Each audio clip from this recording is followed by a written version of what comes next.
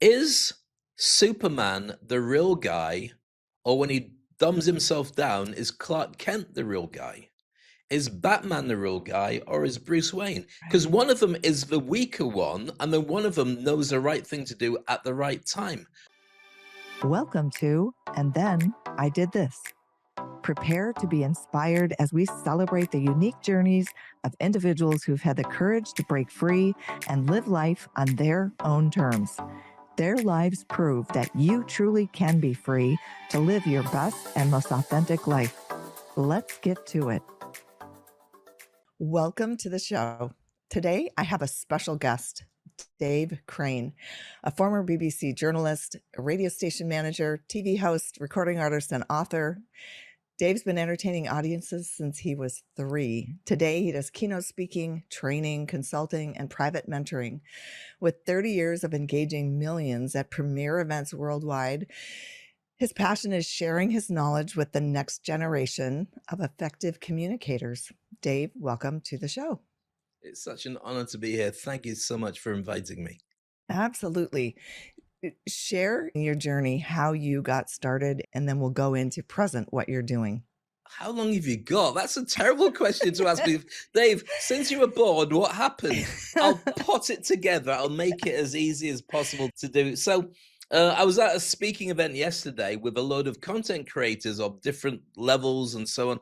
And they said, right, Dave, we've got about half an hour. Would you like to introduce yourself, say who you are, what you do, and then we'll take some questions. 90 minutes later, we went, should we cut? We'll time out. The sun's coming up. Let's just stop. Okay. So, I lived in the UK for until about 30 years ago. I'm in Dubai now. Mhm. And growing up in the UK, I loved entertainment. The reason I was into entertainment so much was because of the fact that when you're a mixed race kid growing up in white areas, you need to stand out or you need to be great at fighting. So you're either Right. really good at making people laugh or really Mhm. good at defending yourself. I decided to Right. go down the laughter mode. So I became a natural entertainer, and Mhm. that was how my career started. My parents put me in talent competitions. I was in school plays and school musicals, and I won the equivalent of America's Got Talent. I won the Scottish version because I grew up in Scotland. When I Oh, was about 11, I came second, actually. The reason I came second was because they took they put us on tour to go around and do stuff, and right. so an 11-year-old is not what they want if they're going to be doing nightclubs and all the rest. So Oh, another right. lady won because of that. That was Oh, nobody said that, but an 11-year-old is not what you want to win this right. competition. So I went on Mhm. to then work on the holiday resorts in the UK. I learned to be a DJ. I studied law, dropped out. I was terrible at it and never wanted to go. I went because my parents wanted me to have a proper grown-up job. And eventually you stop arguing and just go, okay. So I went away and I wasted their money and I had a great time, but none of it had any work involved. So when I Wow. dropped out of doing that, I did hospital radio, which is away in the UK, to learn to Right. be a radio guy. So you just do it. And the great thing about learning to do it in a hospital is that nobody's able to say that it's rubbish because they can't move, most of the Oh. people. So you're on your own. So I used to Oh. get up at about 3 o'clock in the morning. I was given the overnight, no, I was given the first show, which was from 5 till 7, the pre-breakfast show. So I'd get up at 3 o'clock. I'd walk in the snow or in the rain or whatever number of miles to get there, carry my records. Oh I'd, my I'd let gosh. myself in. I'd do the show, finish, walk back in the rain, and then I'd Oh, go to my job. oh And my without it, I'd never have learned to do radio. So I knew why I was goodness. doing it. I went on to then go to the holiday resorts in the UK to learn to be an entertainer after dropping out of university. I went to work for the BBC. I was a BBC journalist for many years. And then I Right. didn't get the break I wanted. So I went on to a TV show called Blind Date, which is like the dating game, I believe, in America. And I won the Christmas show. So 20 Oh. million people saw me win. So I Ah. was like one of the most famous people for about 3 seconds in the UK. I'd say what's really weird about fame is the next day I went shopping with some friends, as you just do, and Right. everybody recognized me because in those days there was no cable TV, no satellite Right. TV, it was just like 4 channels. Oh. And so I'm walking around a shopping mall and everybody's staring at me and whispering to each other. And it's not what you hope, which is people coming up and saying, well done, and giving a round of applause. It's Right. people staring at you like you're an alien. Oh no. And it makes you realize what fame really is. It's really Right. uncomfortable because they're having their own discussions about you, making their own opinions about you, and you're not Right. involved in it. Now, when Oh, it calmed down a bit, that was fine. 3 months later, I'm like a local hero, blah, blah, right. blah. And so I wanted to get a job on TV, which is why I did it in the first place. Right. And I got shortlisted for a couple of TV shows. Mhm. But in those days, you only had a VHS cassette, which only I remember. Nobody else seems to remember what they are. And so sending a VHS cassette to an agency or a TV company is like getting a book, covering Right. it in newspapers or brown paper, and throwing it over your wall and hoping it hits somebody, because that's what proper post was. And Right. so after 3 months, I got a load of "Dear Dave, thank you, but no thank yous," only because I Right. realized I was in the wrong part of Britain. I should have been in London. So I Oh, started going for job interviews in London, and I thought, I hate it. At this right. time, here's a story for you. I walked into the BBC where I was working as a journalist, Okay. and I only really did the blind date thing to also prove to them, you should promote me and have me do a proper show, not just as a news guy. You should Right. have me doing this. Here's my proof. And my new Right. boss, who was a teensy bit racist, turned around to me and said, we think we should let you go. Clearly, you shouldn't be doing this job. You should be doing something No. different. And he sacked me the weekend after I'd been in front of 20 million people Oh my singing my God. praises. So Right. eventually, after that, I went, you know what? I don't even like the country now. Yeah. I went for a number Wow. of jobs that were DEI, that were specific for people of color, because they Right. knew in the BBC that people weren't getting opportunities, and I Right. didn't get one. And I thought, I've just one blind date. I'm running a local magazine. I'm speaking on stage. I'm doing gigs. Right. I've got all these things, and I'm on the radio, and I've got a postgraduate diploma in radio Right. journalism, and I can't have this job which is below my level. What are you Right. looking for? So I Right. just went, that's it. I'm off. So I Oh, took a DJing job overseas, and DJing was quite a few levels below what I was. right. And I came to Dubai. I was in a sports bar, and I introduced the all you can eat and drink deal. So you pay one fee, you can drink and Right. eat as much as you wanted. And Right. my bar went through the roof. It was so popular. Oh, And that became a deal that now everybody uses across the whole region, right. Middle East region, everyone uses it. But don't pay me commission, I get zero. But we had a good time for about 3 years doing that. And at the time, a new radio station opened up. My friend got a job. He said, Dave, do you want to join? So I went along, and they'd brought a load of people over from the UK. And they said Right. to me, well, we give you a weekend show. So I took the show and I made it my own and did really well. And then there was a coup in the radio station where they Oh, went to start a new radio station, and they oh my left all the God. people they didn't like behind. So I stepped up and took Oh, charge. of course. And I got Wow. my best mate, who was just a presenter. I got the Right. guy who was working production, who was just doing adverts, and a girl who was reading the news. They weren't heads of departments. I took them to a hotel, and we sat and had coffee. And I said, look, we're going to have no job if we don't tell the Right. owner of the radio station what's Right. really going on. Because the guys had all left, resigned, but taken all the Right. music with them, taken all the best presenters with Oh them. my God. So we held the fort and we stepped up. I became station manager. We got head of news, head of programs, and head of Right. production. And we told the market, stay with us. While we recruited for Right. 3 months staff to come over and fill all the gaps. Everybody who was just in the vicinity all got a show overnight, Oh, wherever it was. So we had to stay on there to let people know that nothing's exactly. changed. And Wow. eventually we managed to starve the new radio station that came up of advertising dollars. So they all lost their jobs. They all left, went back to the UK. Right. So we had we had our existing radio station doing really well. And the people came over from the UK to fill the gaps. So we had a really Right. kicking radio station. But then they all looked to us who'd saved the station and went, look, we can kick them out because we've got more experience in radio than they have. So Oh, they no. started a coup inside the radio station on the Oh, guys who kept them afloat for a job. So I did it for a while, and then I left the radio station. And then I went to work for another one. But to be honest with you, my heart was broken. And right. my patience for what I wanted to do, which is to be a big radio guy and a TV guy, disappeared. Now, during that time, I got to work with James Brown, Enrique Iglesias, the Spice Girls. I hosted Dubai Rugby Sevens, which is like it's like the Super Bowl. For 20 years, I was going out and doing the thing with the audience and all the Yeah. TV cameras. So I actually have reached about 1 billion people in my career on TV Right. and in person. So And I great. decided to walk from radio because I just thought my heart's not in it anymore. And Right. remember, I'd only done it. I did 10 years in radio in Dubai. I got to the top of the food chain. I was the most famous radio guy.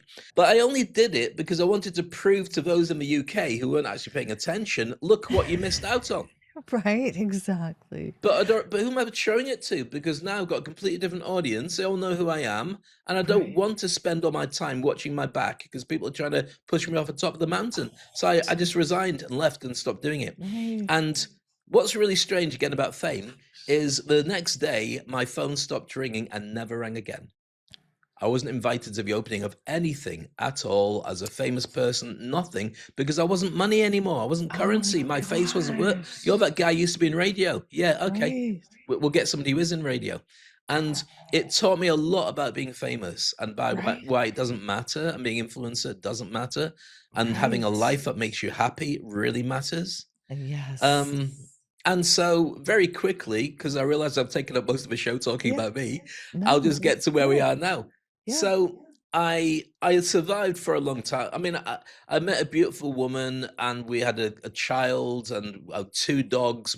We didn't give birth to them; we bought them, and we just had this wonderful life. And I didn't Yeah. need to prove to anybody because when you're an Right. entertainer, you go on stage, but when you're not on stage, you're very Right. private. You keep your own little Right. world. So Right. I loved that, and I love still doing Mhm. gigs. And that was great. That all continued for a long time. I was doing top corporate gigs. I was working around the world with big events and Right. festivals. I was traveling and something really good. And I never advertised. I just was there. People knew who I was until the pandemic. And then the pandemic hit, and all my clients who wanted to learn to speak and all my gigs stopped overnight. My wife was a top wedding photographer, stopped Right. overnight. And we had no income for 2 years. Wow. So I Holy had to cow. reinvent myself again. Now, Right. what would you do in that situation? I'll throw this at you so you can speak because it's your show. Yeah. I mean, I would look at what do I love to do and what is there a need for and what can I do given the confines of this contrived situation that we're in Very good and try to answer. match those 3 together. Very good. So it's effectively the hedgehog concept, which is, what are you brilliant at doing? What do you love to do? And what will Right. people pay for? So Right. if nobody's paying for speaking or they need to learn to speak, what else do I know? Well, I know how to be famous. I know how to be a celebrity. And I decided, Right. well, why don't I help people to become celebrities in their industry? So I pivoted and created a thing called the Industry Icon Really? Program. And I went online every day for 200 shows during the pandemic. So as you can see, for anybody who's actually watching the video version of this, then I can go nighttime, I can go to a coffee shop, I can change to my own late night TV show. That's what I was just about to do when the pandemic was over. Oh So my I could gosh. be here and I could do shows like this, and Christmas I Right. can turn it like that. And so Ah. I attracted clients enough to pay the bills.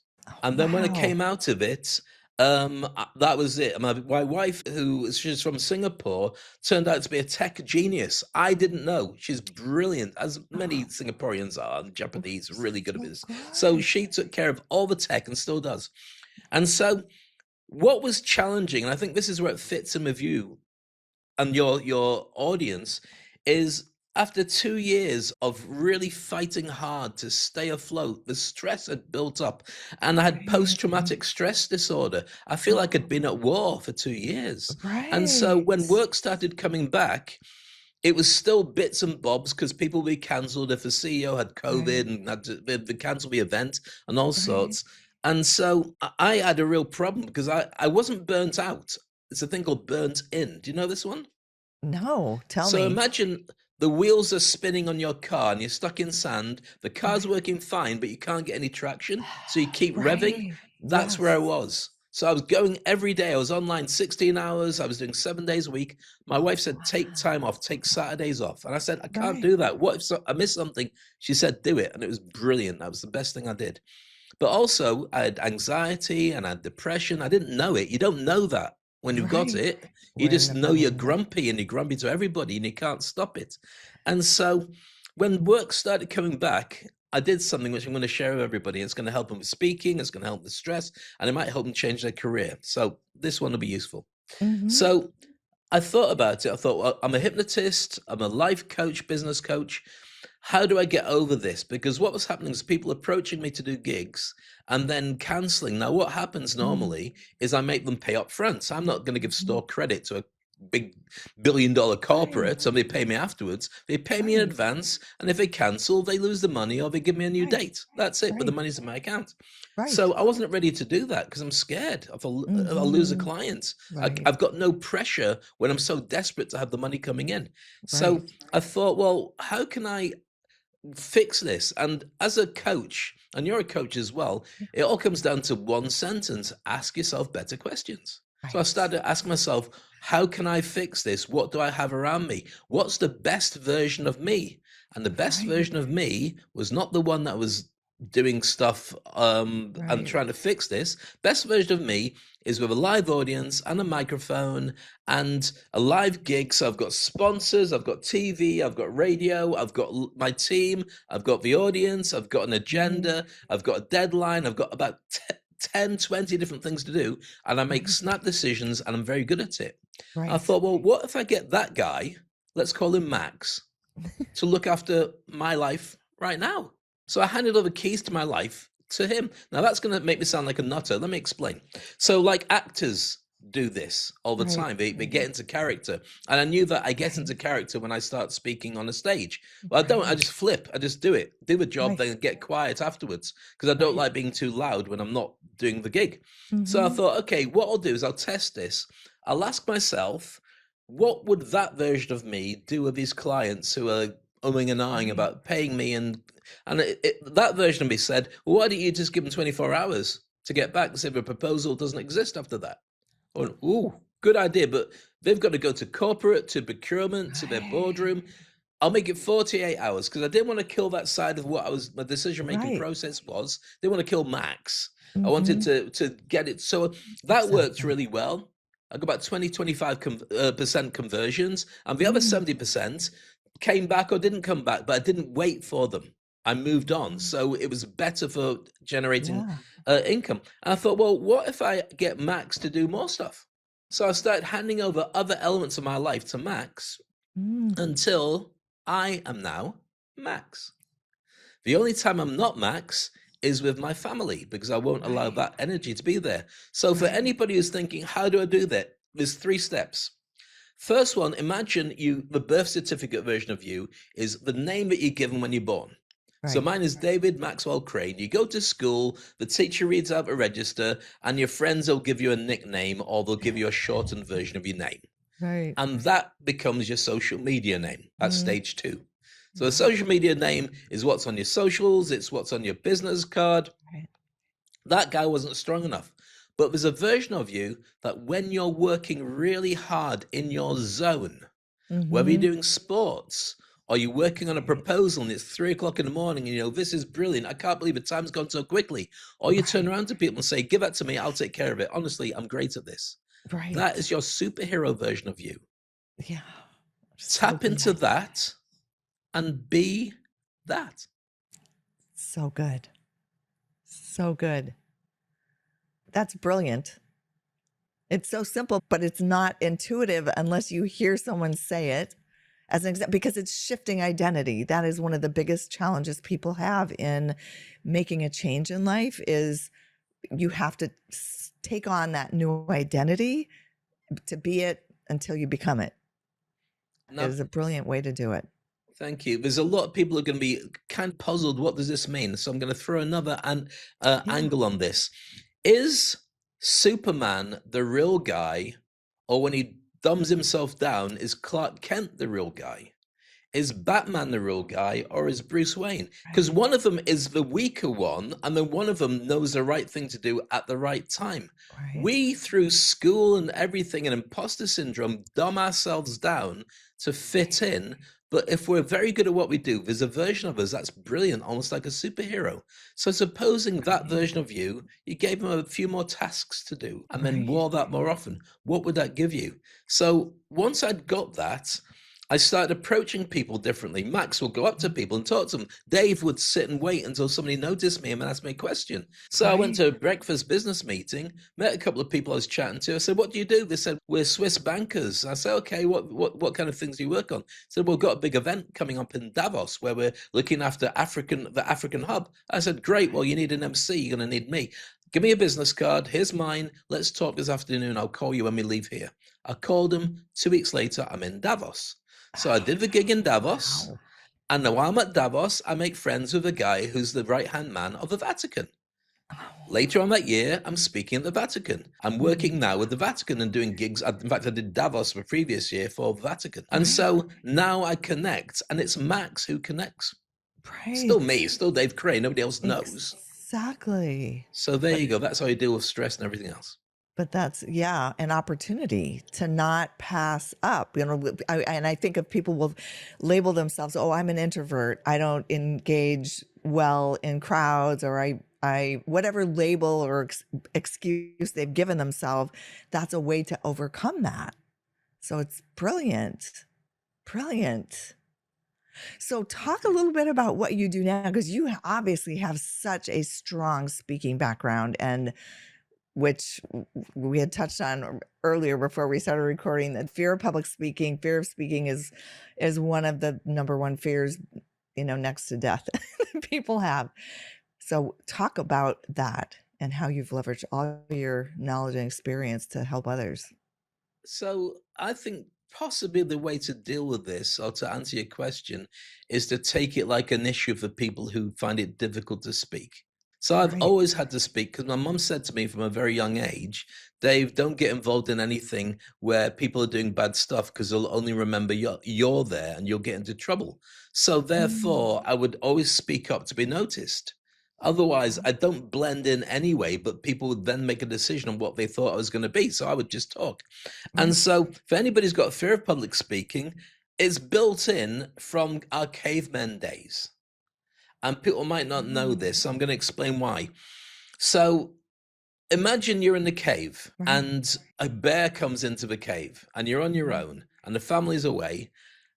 A couple of things kick in naturally. So your heart starts beating, your blood is being pumped around your system, your head goes empty. You can't think about anything because all the things you're thinking about have just disappeared.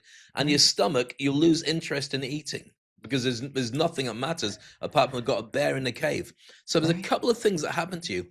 First can be that as your blood is pumping, it sends the blood in towards your legs, and before you know it, you're running out the cave, past the bear. Right. You're not thinking about it. You don't realize what's happening until you've run out the cave Right. door, and the bear turns around, but it's not going to catch you because you don't want to be dinner for the bear. Yeah. That's one thing.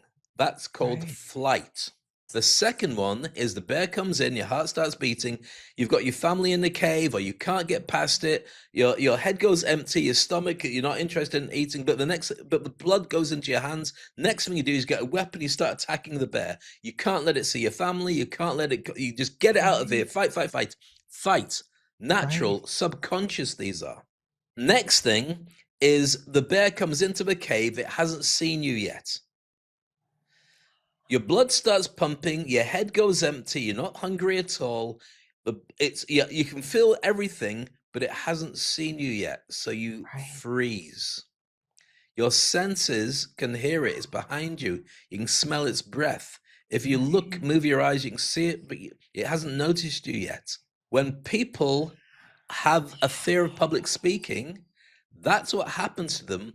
They freeze, so the danger will go away, but it's an audience that's staring at them. But a natural way of dealing with it is to Right. deal with it like that. So, how do you deal Right. with it? If the bear was to come into the cave and it was the real world, not real world, 8,000 Yeah. years ago, then you could have a thing called face. And what that is you put things in place just in case. So you've got Right. spears, you've got maybe a trough of oil that you Right. can pour a torch onto and the flames come up, or Right. there's an escape route, or there's a Right. horn you can blow so the neighbors come in. So you've got a way of Right. dealing with it. And in real time, Right. you face that bear and you take it on. There's a couple of other things that people talk about as well. I'm trying to remember what they are. I think one is friend, I think it is. So you try and become friends with the bear. There's Right. another one as well, but I can't remember, which is Oh, like Stockholm syndrome, might be friend. But anyway, there's a right. couple of different options to it. But the Right. main one is freeze. This is what most people have that Right. fear of public speaking. Right. So when you become a public speaker or even talk in public, you know how to have internal dialogue. You know how to Right. talk to one person. So just Right. pretend that it's a one-headed person. It's a multi-headed one person you're talking Right. to. Right. Now, what most people don't know is audiences are not judging you. Audiences don't care about you. They care about what's in it for them. So what they're actually doing Exactly. is they're working out, if I spend time looking at you, listening to you, is my life going to be better? So are you the real Right. deal? That's all you have Right. to do. You have to prove to them that there's something worth it. And if they get Right. something worth it out of it, then people tend to go on holiday in front of you. They don't tend to walk out in front of you. Real audiences don't. What they do is this from school. So this means Oh. fascinating. This means boring. This means Mhm. I hate you. This means I love you. This means I'm going to stalk you. This means please press a button so a trapdoor takes me away. That's what people do. That's your Right. average Right. audience. Right. So you don't Oh, know what they're thinking, but what do right. you care? If you can Right. set up feedback loops with them, then as you're speaking, just double check that they're with you all the way through.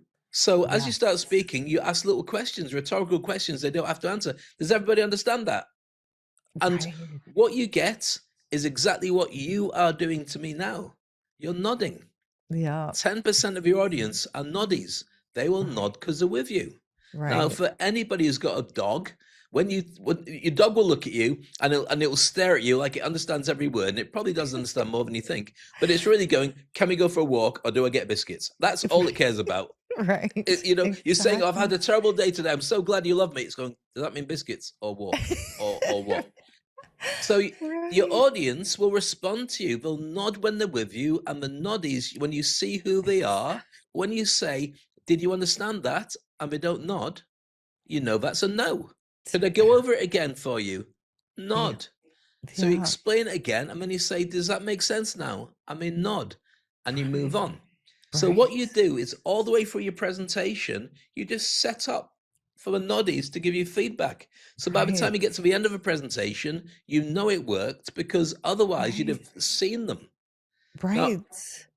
I go on stage and host tons of events where people do their speech, audience is silent, they walk off to silence, and the audience is like, they either enjoyed it or they hated it or they're on holiday in their Right. head, whatever it is. And they say, Dave, how was that?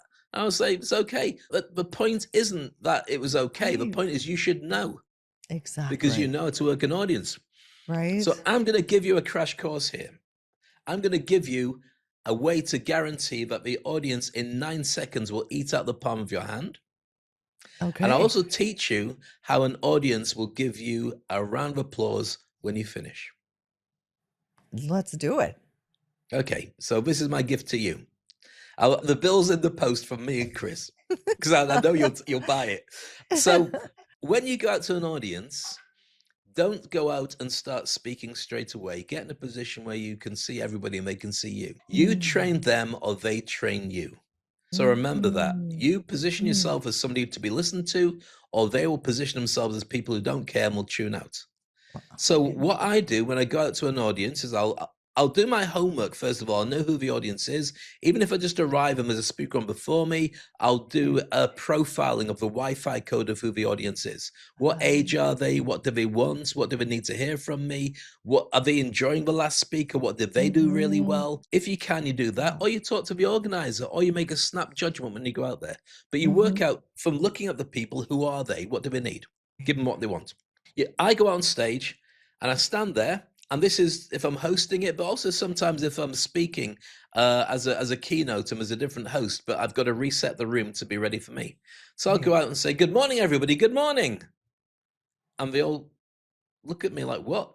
Now then I'll say, "Oh, come on, we can do it much better than that. Good morning, Right. everybody. Good morning. Good Mhm. morning.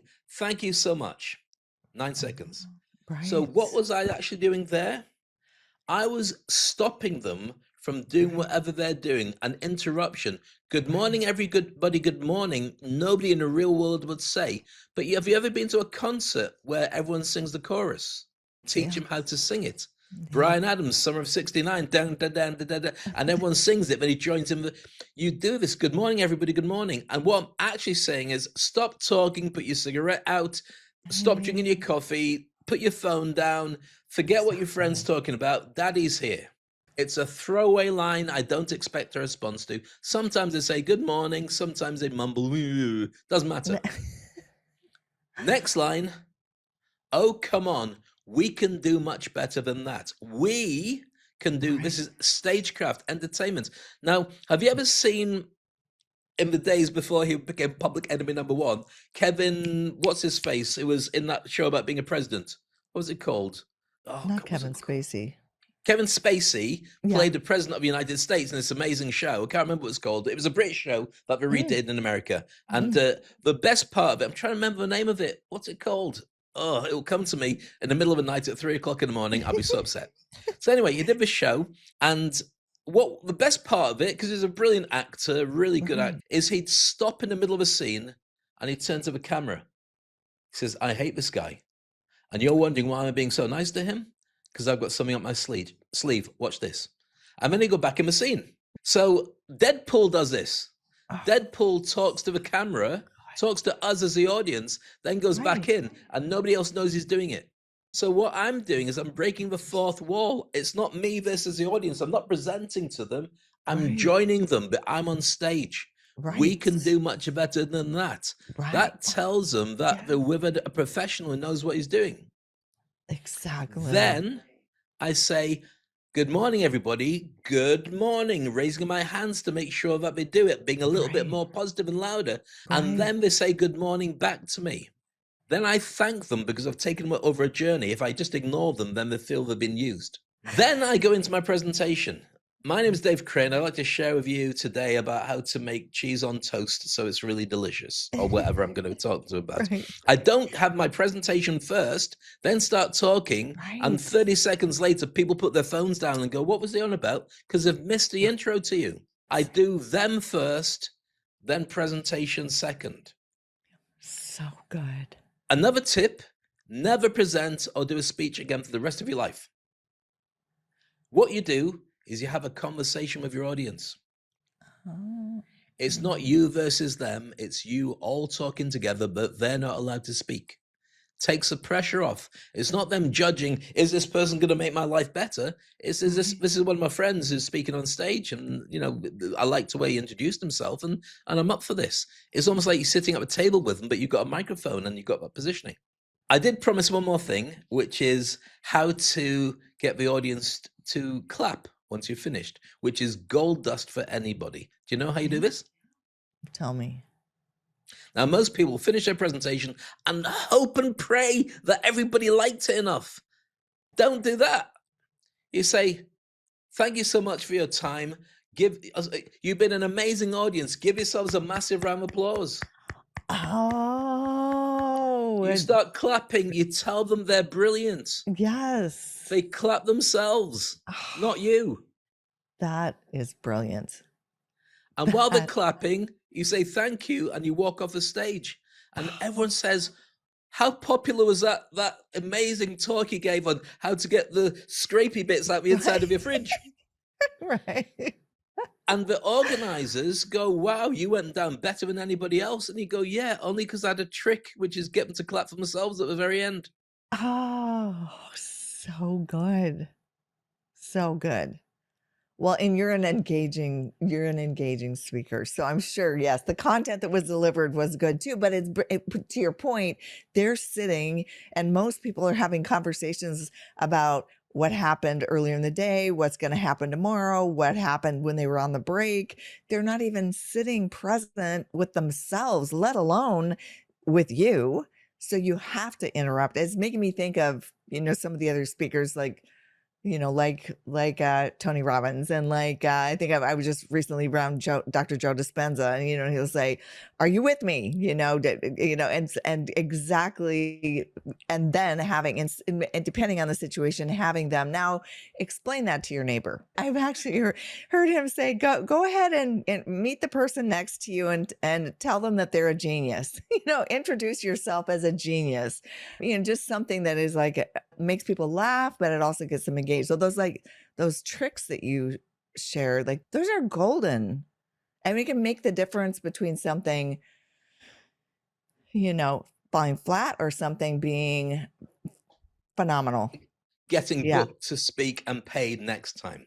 And there's one little Yes. trick in this. So when you go out and sometimes, for me, I'm sometimes doing a lot of tech, cybersecurity. I do a lot of industry, IT industry events because they're so boring, but with me, they're not. And so they're really Right. dry. And the speakers go out there and they might as well read a phone book. But the Right. audience kind of gets them, but there's no fun because they're not used to Right. talking to people. It's used to typing. So they Right. get me to make sure I reset the energy in the room. So when I say, Right. good morning, everybody, good morning. Oh, come on, we can do better than that. Good morning, everybody. Good morning. Good Right. morning. I'm listening for the Right. level of good morning from the audience so I can Mm. judge later on when I need a response from them, how Right. loud is normal. So Oh, when I turn interesting. later on, I'll say, does everybody know how to clean their fridge? Yeah. Does everybody know how to clean their fridge? Yeah. I've Mm. taught them to tell me what I've set up a routine. I Right. won't get them louder than that. And there's Right. usually, depending on the content, a diminishing return that goes onto it unless you reset them and get them to Right. do something else. Like you said, Joe Dispenza, talk to the Right. person next to you. What do they say? Right. Okay, let's get back to what we're doing. So you Right. do all those other things, but it means that you know that you've trained the audience to respond to you, the noddies, everybody. And by the end of it, if you kept that going all the way through, clapping for themselves is a formality. Exactly. That is brilliant. That is literally brilliant.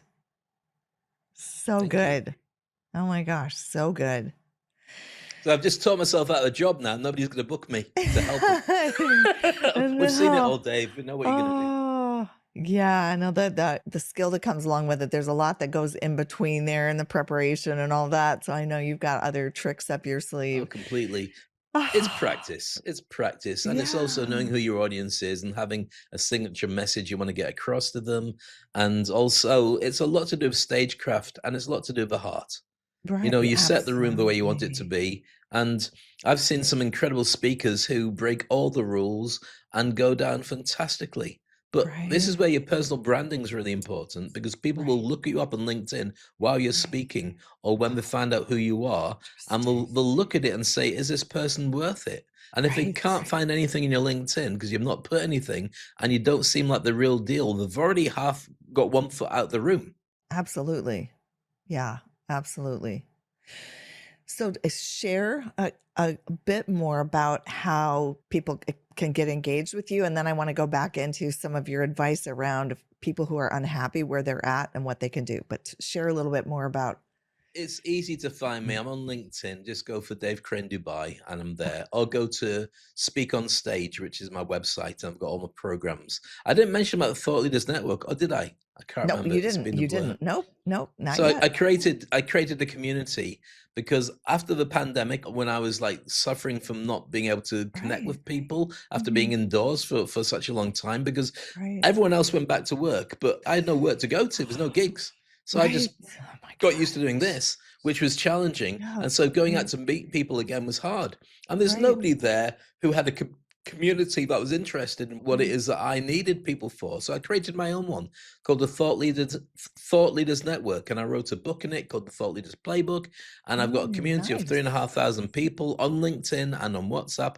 And I've got a group called the Think Tank who I mentor every Friday and teach them how to do stuff. So for Wow. instance, tomorrow, I'm just researching for our session tomorrow. I'm going to have maybe, I don't know, probably about 30 people will turn up for tomorrow's session. And it's all online, so they're all around the Right. world.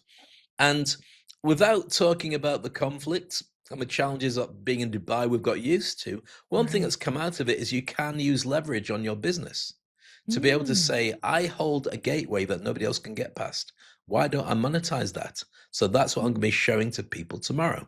So we've already gone across a thing called the Great Formula, which I'll share with you, which is, I didn't create this. Mark Joyner, a really smart thinker, did. 3 things that you need to do in the Great Formula. First one is create an unmissable offer, which is like Domino's Pizza's had, an irresistible offer. Buy my pizza and it comes to your house in 30 minutes, or you get it for free. Who's not going to order Domino's Pizza? But that took them to being one of the tops in the food chain. Now, the second one I'm going to throw at you is a question, which is, if you were making burgers, and if I had a burger shop and you had a burger shop, I would outsell your burger shop. And I'm going to ask you how you would outsell mine. Any ideas you have, throw at me. I'll put you on the spot. Oh, do a 2-for-1, a 2-for-1 burger offer. Okay, but you're not going to make a lot of money from that, but carry on. I know. The profit wouldn't be very great. What else? Free drink with a burger. Okay, free stuff again. So I'm going to put you out your misery, because I don't want you it's your show. You could just go, right, just edit out everything that Dave says and put a funny voice under him instead. Just say it's Max. He's mental. I use this question for rooms full of CEOs and rooms full of students and whoever I'm working with, and most of them throw different answers, but nobody gets it right. I would outsell, and some people say we've got cows in the backyard. Choose the one you want. And I'm like, what? Stop! That's not nice. Or they'll say we'll get rid of the bread, we'll make it lettuces instead, so it's more healthy. Or we've got none of that. I will outsell you with my burgers, because I will only sell them to a hungry crowd. I won't go to a food court in a shopping mall full of different stores where you've got to price point everything. I'll go to an industrial estate that has no burger place. Exactly. Or a sports game. Baseball, football, set up a stand where every burger's got botulism in it because it's disgusting, but you'll still pay $50 because you're starving. So that's what you do. You find a hungry crowd of people who want your stuff. And the third thing to make you more profits is what McDonald's does better than anybody. It's one word. How does McDonald's improve a profit on their sales? What do they say to you? Supersize it. Do you want to like to upsize that?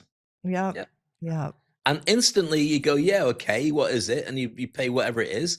And their profit margin goes through the roof. Why? Because they've calculated it. And that sentence is gold. So those 3 things make the great formula. I taught everyone to do that in our think tank last week. And also how to go to the next stage, which is to create a bulletproof business model for you. So as a thought leader, when you're going through a conflict like we are in Dubai right now, where money's freezing down, you can really create a relationship with the market. So when money starts moving again, people say, thank you. Where do I sign? So that's what I do with my think tank inside the Thought Leaders Network. But my aim is to get people, and I don't care what the political denomination is, just don't bring it to the table in the group. Don't talk about your race, don't talk about your spiritual beliefs, don't talk about sexism, don't talk about your earnings, don't talk about your politics. Just be a good person. Everyone loves their family and they want to have a good life. Let's just start with that. And it's grown really well. And I do it because I love it, and I do it because I love the people I'm working with. So that leads me to the people who are miserable out there doing something, advice and insight for them to get unstuck and do something with their lives that they know they need to do, but they're just afraid to take the step. What advice? So here's what you do. Well, there's a holistic approach to it, which is learn to do breathing exercises, which I'm sure you're an expert in anyway, and you show people how to do it, so you can de-stress. So box breathing at the very simplest, or the art of living, whatever it takes to be able to do these breathing exercises. Especially during the pandemic, I came very powerful doing them. And meditation's good as well. Yoga, going for a walk with your headset on, listen to a podcast, do whatever allows you to have some personal time, even for half an hour where nobody else is allowed to jump in and spoil stuff. So that's a kind of holistic one, I would say. But I would say also, for anybody who's got a job and they're saying, I hate this, I don't want to work anymore, don't leave your job. Don't go cold turkey. You've got bills to pay. Build a side hustle. Ask yourself, what do I really want to do? And also, how do I do it? What am I brilliant at? What do I love to do? And what will people pay for? And build it on a weekend, build it on a Yeah. nighttime, build it alongside your job. So Mhm. therefore, you can maybe earn from it, or maybe you do it for free, but because your heart's in that, you can put up with the job for a bit longer. Because a smart play is having Yeah. a job that pays your bills and a side hustle that works alongside it. And then when the side hustle builds up to a certain level, maybe you jump into it full time, or maybe you Yeah. don't. It's just made you happy to have that running alongside Right. it. But it does mean if you lose your job, you can step into the sidecar or the side hustle, and at Yeah. least you've got a set of income that you're able to then do more of full time and be able to Yeah. build it. But if you hate your job, then you need to work out what your real job should be. Right. And I think more and more people nowadays, young people coming out of university with massive debt and no job waiting for them, people Right. with AI that's making them step up, or they will lose that position. Not everybody will, but it does alter the game you're playing. And Yeah. also older people who are just being told you're not reskilling yourself and you're Right. expensive because you've got like a family I've got to pay for, and you've got medical I can't afford. So I'll just get somebody in younger and cheaper. Everybody is in a position, and that's going to get more challenging in the next couple of years. Mhm. So it's really important to find what works. So Yeah. if you talk to the richest people in the world, and I know lots of billionaires, I know lots of people are very Mhm. affluent, I know lots of people are really miserable and super rich as well. The truth is, and I remember watching an interview many years ago with the richest guy in the UK at the time. I don't know him. I've not lived in the UK for 30 years. And he was saying, what people get wrong about being so rich is I've still got to run a business, and I stress all the time about making sure that everyone's got a job. All the time, every decision I make, I don't want to lose a single member of staff over it. Or if I have to, then it's a decision for the better good. He said, I can only eat 3 meals a day. I can only Mhm. drive one car at a time, Right. and only live in one house with one bed Right. at a time. So all the rest of it is just added Mhm. extras. You don't need all those other things. So people are fighting all the time this commercial battle against each other. Yeah. I've got to have what they have. I've got to have what they have. I get a new iPhone every 4 years because I Right. don't need a new iPhone until then, because then the technology, it heats up too fast because they press a button to say, make Dave's phone horrible and make him buy a new one. Right. Most of the things in Oh, your life that you really need, you've already got. You just need to right. decide to get rid of all the things you don't and lean into the things that make you happy. Because one day it won't be there anymore. And do you want to really turn around and say, worked really hard and I never had me time? It's so true. I mean, it's like you look at the regrets of the dying or the elderly. It's, not, oh, I wish I would have spent more time in the office or wish I would have had made more money. No, it's the relationships. It's who they became. Did they love, deeply? Did they experience life, not just go through it on autopilot? So, There's a secret to life that I want to share with people. And it sounds like really arrogant to say it, but it's something I worked out from just watching countries, companies, experts all talk about happiness.